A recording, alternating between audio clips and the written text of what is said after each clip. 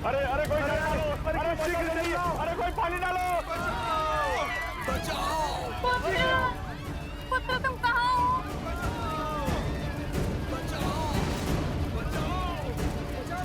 यहाँ क्या अनर्थ घटा है? प्रभु श्री राम आ गए। हमारी रक्षा कीजिए महाराज, हमारा सब कुछ उजड़ गया है। मेरा पुत्र। आर्य सुमंत, इनकी सहायता कीजिए और सैनिकों से कहिए पहले इनकी पीड़ा दूर करें। सैनिकों, शीघ्र अतिशीघ्र ग्रामवासियों की सहायता कीजिए। आइए। मेरे पुत्र को कोई बचाओ, मेरे पुत्र को कोई बचाओ। उठो बालक।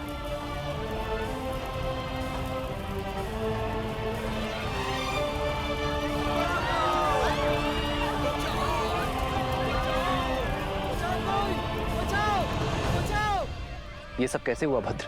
हम लोग अपने गांव में सुख से दिन प्रतिदिन के कार्य कर रहे थे, तभी चमकते सूर्य में ग्रहण के समान वो दो ऋषि कुमार आए। शीघ्र स्थान रिक्त करो। अब ये गांव हमारा हुआ और यदि किसी ने भी आनाकानी की तो उसका उत्तर हमारा धनुष देगा। कौन है आप और ऐसा कैसे कर सकते हैं? हम कुछ भी कर सकते।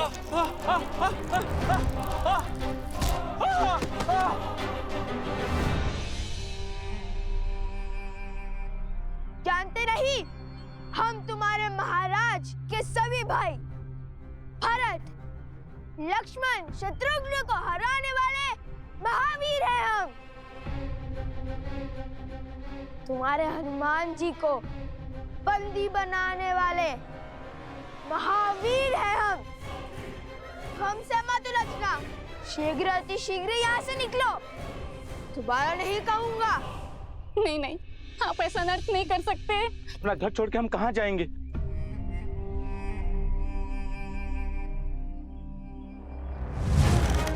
कहा था ना, दोबारा नहीं कहूंगा।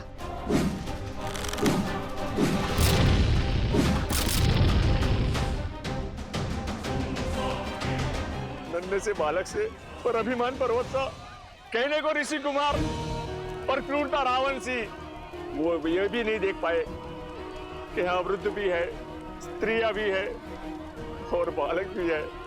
मर्यादा की सारी सीमा लांघ गए वो। ये आघात हम पर नहीं है, राम राज्य पर है। आर्य सुमंत। जी महाराज। इसी क्षण अयोध्या से सहायता का प्रबंध कीजिए, घायलों के लिए वैद्यों का प्रबंध कीजिए और साथ आए सैनिक यही रहकर इनकी देखरेख करेंगे। जो आज्ञा महाराज।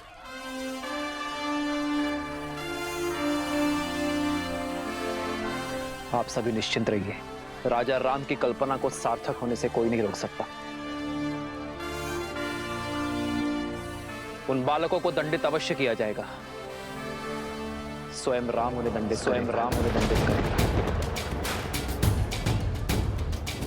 श्री रामचंद्र कृपालु भजु मन हरण भव भय दारुणम्। श्री राम राम राम श्री राम।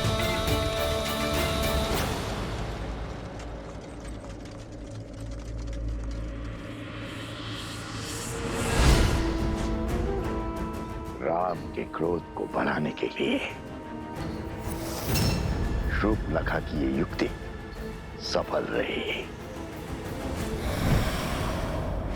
अब हमें कुछ नहीं करना, केवल आनंद से दर्शक बने रहना है, क्योंकि अपने परिवार और राम राज्य का अंत स्वयं राम के बाण ही करेंगे।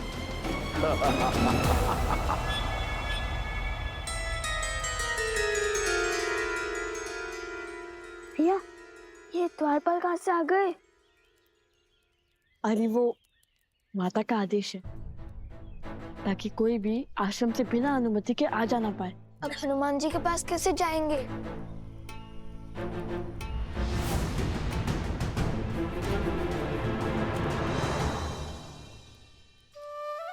सोम, तुमने हमें भयभीत कर दिया। मुझे लगा माता ने हमारी सारी बात सुन ली। तुम इतने चिंतित क्यों? तुम दोनों ने एक एक करके सबको घायल कर दिया। अब तो स्वयं श्री राम आएंगे। हाँ तो आने दो, धर्म को भला किसका भय। धर्म नहीं अधर्म है ये। अपने ही जमाता से युद्ध कैसे संभव है? कहाँ खो गए सोम? भय भय लग रहा है। अगर श्री राम ने तुम दोनों के विरुद्ध अपनी शक्तियों का उपयोग कर लिया तो हम निडर होकर उनके हर प्रहार का सामना करेंगे। और तुम इतना घबरा क्यों रहे हो? अरे ऐसे घबराओगे तो हमारा कार्य कैसे पूर्ण करोगे? कार्य? मेरा इसमें क्या कार्य? हमें हनुमान जी अश्व के पास जाना ही होगा। तब तक के लिए तुम इस आश्रम और माता को संभालोगे। मैं? कैसे? हम बस यूं गए और यूं आए। हमें वहां जाना आवश्यक है सोम। परीक्षा की घड़ी है। आज हमारी प्रतीक्षा पूर्ण हो जाएगी। आज श्री राम से हर प्रश्न का उत्तर, हर दुविधा का समाधान पाएंगे हम। सोम, जब हम अयोध्या गए थे तब हमारे कई प्रश्न थे जो अधूरे रह गए थे, किंतु आज हम उन्हें हमारे प्रश्न का उत्तर देने पर विवश करेंगे। एक तो अपने ही पिता से युद्ध लड़ने जा रहे हैं और कहते हैं माता को संभालू। भला मैं कैसे तुम्हारी माता को संभालू? कैसे?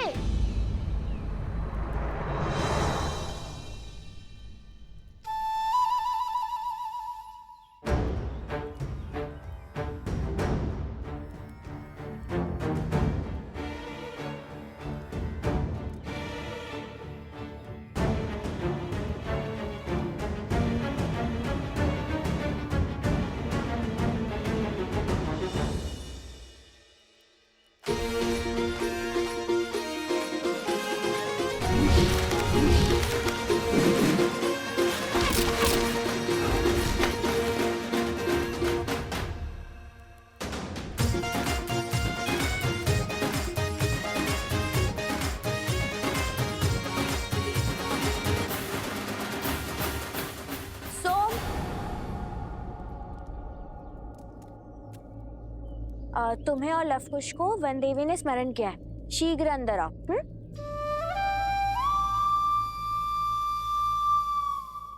फंस गया।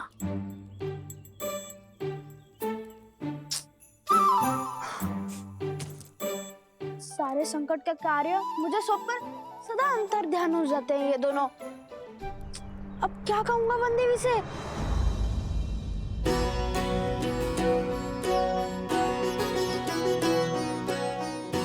ये हनुमान जी के लिए और ये अश्व के लिए। इससे शुभ और क्या हो सकता है? आज हमें हमारी सारी दुविधाओं का हल मिल जाएगा। तो है।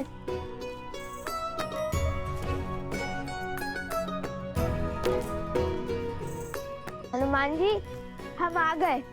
आपको भूख लगी होगी ना? हम आपके लिए स्वादिष्ट फल भी लाए हैं। हनुमान जी, क्या हुआ? आंखें खुली रख के सो गए थे क्या?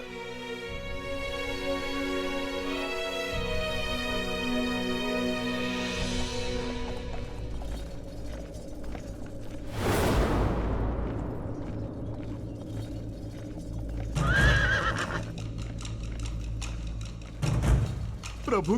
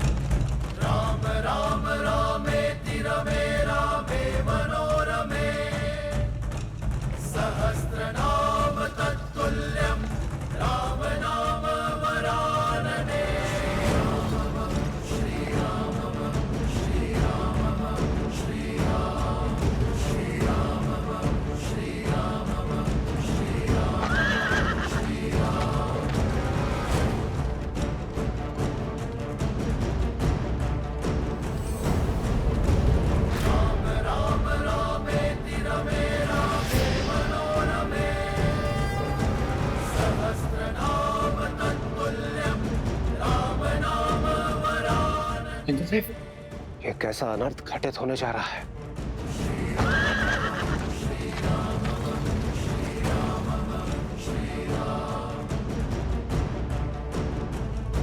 रघुवंश का भविष्य और रघुनंदन आमने सामने होंगे, ये अनर्थ होगा महादेव। कहीं धर्म का ये पथ किसी अनिष्ट को आमंत्रण ना दे दे। आप वहां जाइए महादेव और रोकिए इस युद्ध को। लवकुश अबोध बालक है, श्री राम की क्रोध अग्नि का सामना नहीं कर पाएंगे। ये रामायण है देवी। श्री राम का आयन उनके जीवन का मार्ग है। भला इसमें महादेव कोई बाधा कैसे उत्पन्न कर सकते हैं? माना कि समस्या अत्यंत गंभीर है, परंतु उतनी ही आवश्यक भी, क्योंकि यही भविष्य में जाकर रामायण के प्रश्नों का उत्तर देकर उसे संपूर्ण रामायण बनाने वाली है। रही बात हमारी, तो हम तो इसमें केवल मूक दर्शक मात्र हैं। अंततः नियति वही पथ लेगी देवी जो स्वयं हरि चुनेंगे, क्योंकि हरि अनंत, हरि कथा अनंता।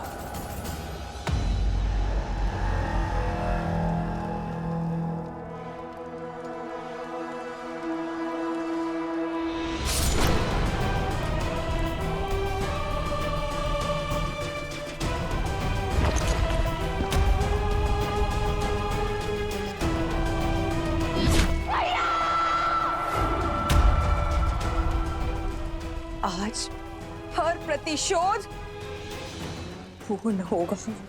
जिस धनुष से मेरे भ्राता दशानंद रावण का अंत हुआ, आज वही धनुष रघुवंश के भविष्य का अंत करेगा, वो भी स्वयं राम के हाथों।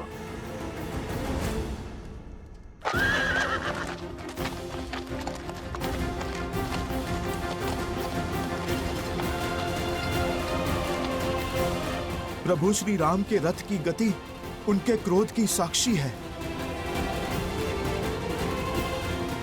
पीछे हट जाइए बालकों, यही धर्म का मार्ग है, न्याय की रीत है।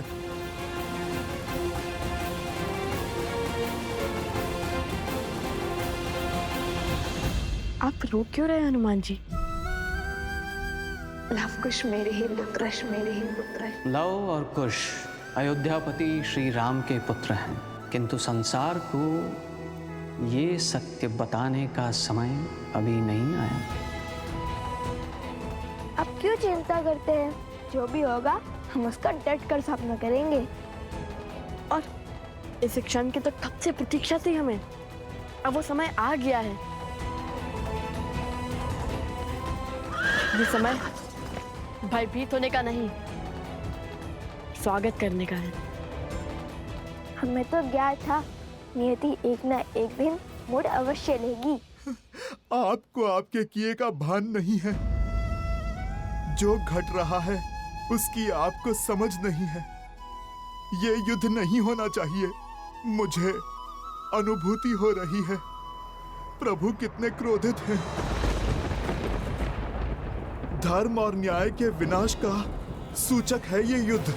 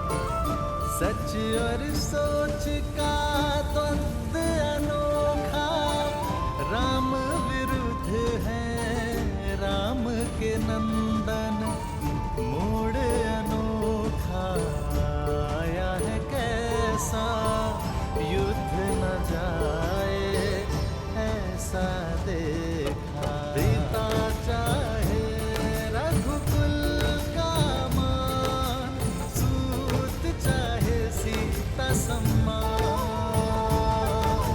भावों का ये है विचित्र संग्राम, जाने न सीता जाने न राम।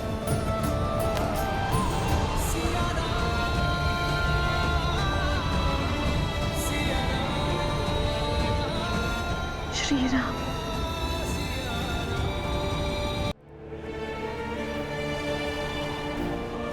श्री राम।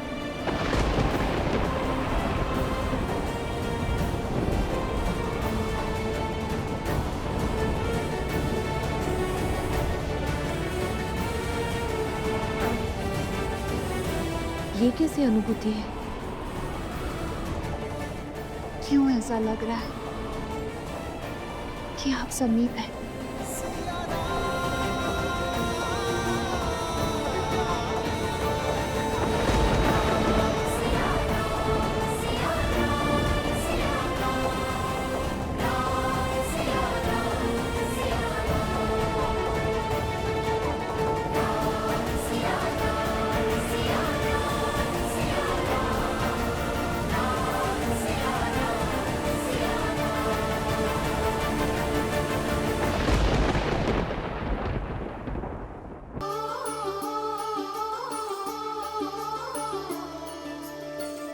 धर्म का है ये कैसा बंधन, तोड़ सके नर ना नारायण।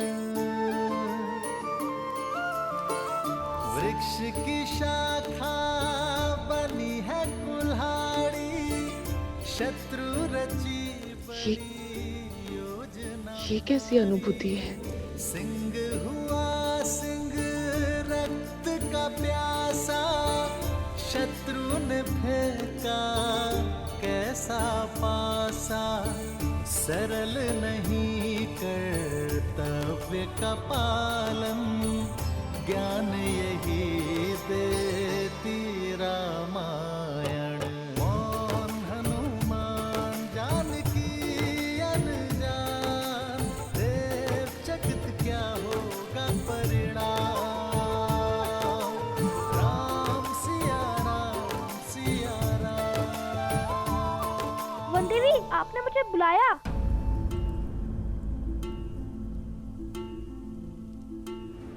हाँ, बुलाया था। लवकुश कहाँ है? वो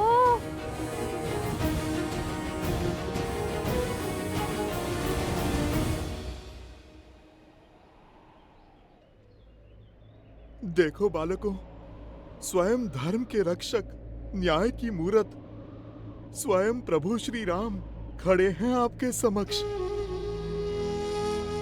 अब आप शस्त्र नहीं शब्द साधो, क्योंकि इस संसार की हर एक समस्या का समाधान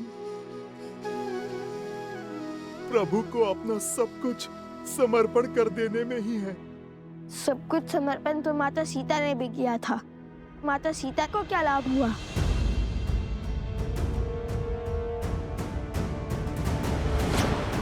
नहीं,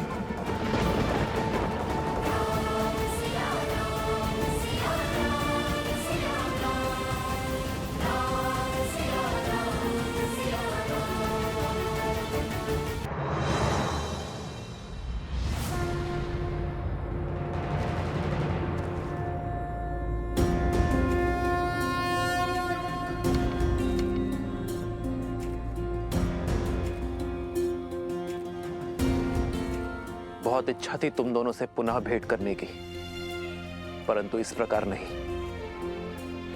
मन में कई प्रश्न हैं जिन्हें सर्वप्रथम अयोध्या में धर्म का गान गाते सुना था तो मन में आदर उठा था। राम राज्य की हर कल्पना को साकार करते दिखाई दिए तुम दोनों। जहां गए असहायों की सहायता की, पीड़ितों की पीड़ा हरी, असुरी शक्तियों का विनाश किया। मन आतुरता तुमसे भेंट करने के लिए, तुम्हारी पीठ थपथपाने के लिए, परंतु अचानक धर्म के प्रतीक अश्व को रोककर राज्य के विरुद्ध क्यों खड़े हो गए तुम दोनों?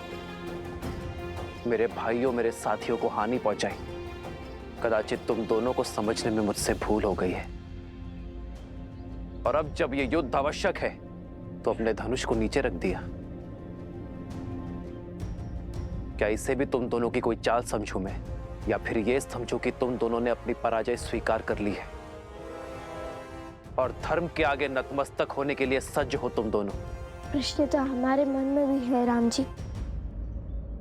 जिन्होंने रावण का वध कर संसार को तारा, देवी अहिल्या को मुक्त करके समाज का उद्धार किया, जिसने मर्यादा का पाठ पढ़ा, मर्यादा पुरुषोत्तम बने, श्री राम के आगे शीश झुकाना ही धर्म है, शस्त्र उठाना नहीं। हम जानते हैं हम कदाचित आपसे कभी नहीं जीत पाएंगे।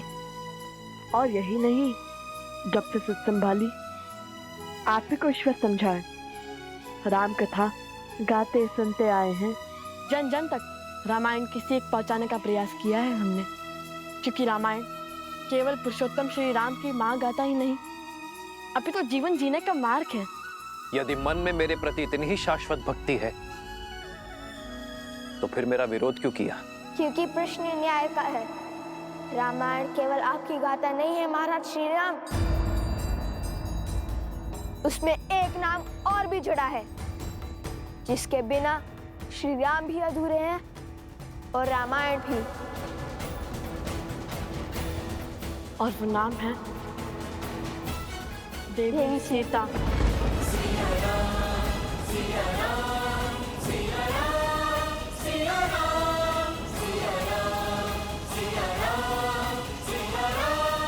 सीता, हमारा उद्देश्य आपसे युद्ध करना नहीं, बल्कि अपने प्रश्नों के उत्तर पाने का है।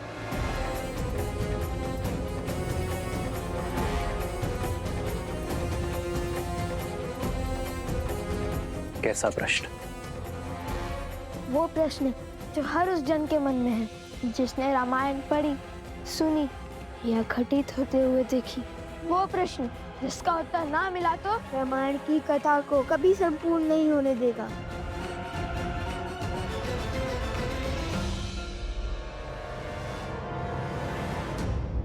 प्रश्न क्या है? आपने माता सीता का परित्याग क्यों किया?